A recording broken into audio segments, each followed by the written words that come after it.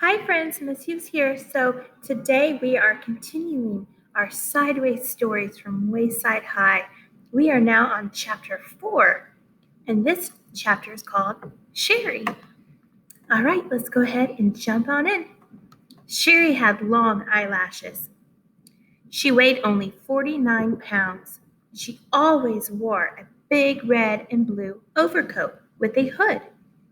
The overcoat weighed 35 pounds.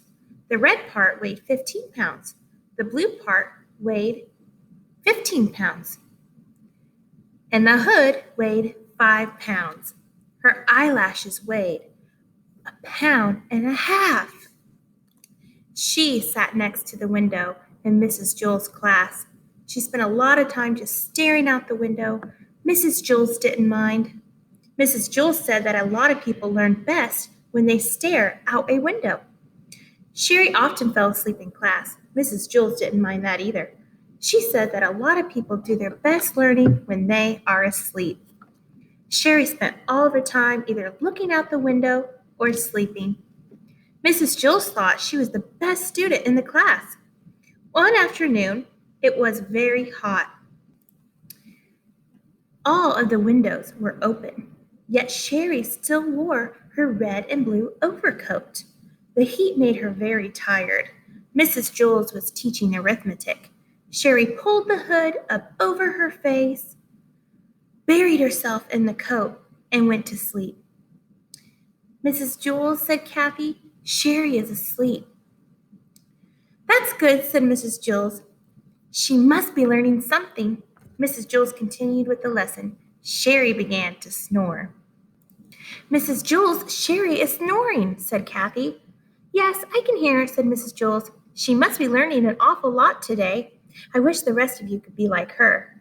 Sharie began to toss and turn. She flopped over on top of her desk and then rolled over on top of Kathy's desk. Then she rolled back the other way. Kathy screamed. Sharie rolled out of the window. She was still sound asleep. As you know, Mrs. Jules' class was on the 30th story of Wayside School, so Sharie had a long way to go.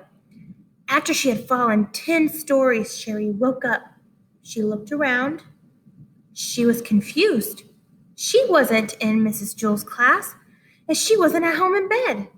She couldn't figure out where she was. She yawned, pulled the hood back over her eyes, and went back to sleep. By that time, she had fallen another 10 stories. Wayside School had an exceptionally large playground. Louis, the yard teacher, was way over on the other side of it when he happened to see Sharie fall out the window. I'm going to put a quick pause on it. Yard teacher is just another word for the recess teacher. He ducked under the volleyball net, hurled past the kickball field, hopped over the hopscotch court and climbed through the monkey bars, sped across the grass, and caught Sharie just before she hit the ground. The people in Mrs. Jules' class cheered. Sharie woke up in Louie's arms.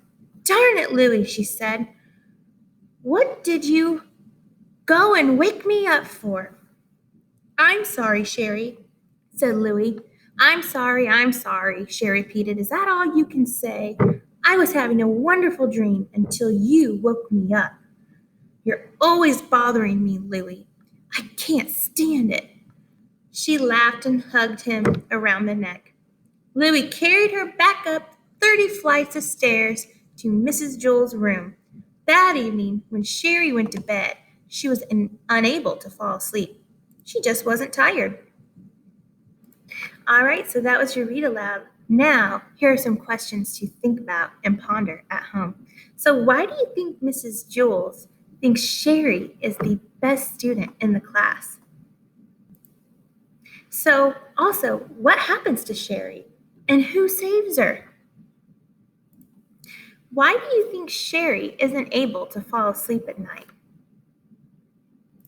And the last question, do you remember not being able to fall asleep at night? Were you like Sharie and slept during school? How could you avoid that? All right, that is all the questions. And so I really hope you enjoyed these read alouds.